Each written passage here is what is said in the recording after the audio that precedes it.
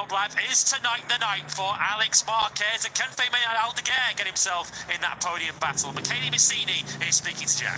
Michele, you've got two riders in great form. Alex hoping to try not make it second for the 8th time in a row, and Fabian was so impressive yesterday. How did they both feel ahead of him? Yeah, the feeling is great. At last, great, and I think that today also we can achieve the target to have the both rider in the first 5 position. So I hope that we will enjoy this race, and I hope also to maybe why not revert the championship leading. Absolutely, I'm sure that's the plan. Good luck. Yeah, thank you very much.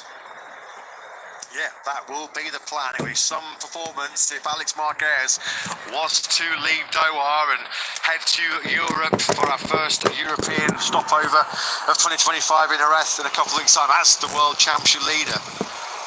30th MotoGP success last time out for Pecco Bagnaia, puts him just one behind American legend Eddie Lawson and Dani Pedrosa, of course. The Spaniard still very much part of the MotoGP family as a pundit for our Spanish TV colleagues at DAZN, and still very much involved as a KTM test rider as well.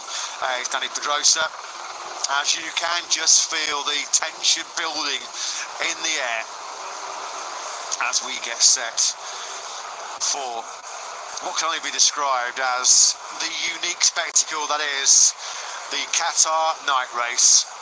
Fabio Quartararo, well, this will feel like a very rare privilege, won't it, for the 25-year-old, his first front row in nearly 3 years. He took full advantage of it last night as he fought for the podium against a gaggle of Ducatis. No right at all on that factory Yamaha to be picking fights and beating Ducatis last night. Fabio Quartararo, there's pockets of French fans scattered around the grandstands here in Qatar as they look to see if Quartararo can take his first Grand Prix podium since he was third, 18 months ago now, or 2 years ago, in our Indonesian Battle of 2023.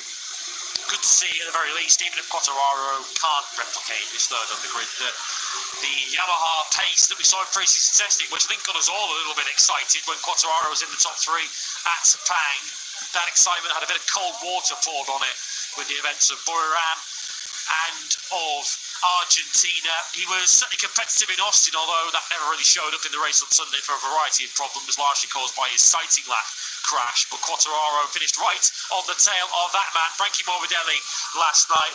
So many riders expected to be in that podium battle. Marc Marquez and Alex Marquez, of course, will be towards the sharp end, but Bagnaia, Morbidelli, Di Giannantonio, Aldeguer and others will all surely feel a podium challenge is within them tonight. Great reception there from our crowd as Valentino Rossi popped up onto the big screen. 1 win in 10 previous MotoGP visits to the Losail International Circuit.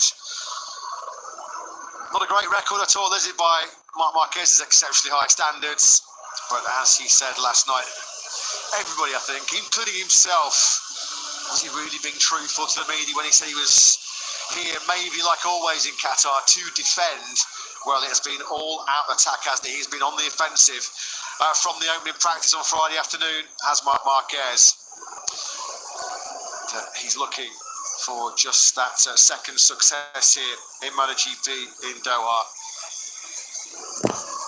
2013 was that unforgettable debut under the night lights in 12 years ago now. Fabio Di Giannantonio has as many MotoGP wins here in Qatar as Marc Marquez. Who will ever forget his epic late fight with Pecco Bagnaia at the end of 2023? As he mentioned, a ride which effectively did keep Fabio Di Giannantonio on the MotoGP grid for 2024. And what a story, what a journey it has been since for the 26-year-old Italian, who alongside Marc Marquez and Pecco Bagnaia, one of just 3 riders on the latest spec factory Ducati GP25. Can he return to the podium here in Doha? He's going to do it. The start is going to be all important for Digi. We have seen a few occasions already this season where he has gone backwards at the start. He can't afford a repeat.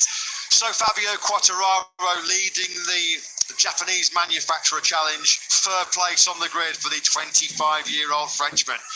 Podiumless in a Grand Prix in 2 years. Alex Marquez, Mr. P2 in 2025, once again flying away from second place on the grid.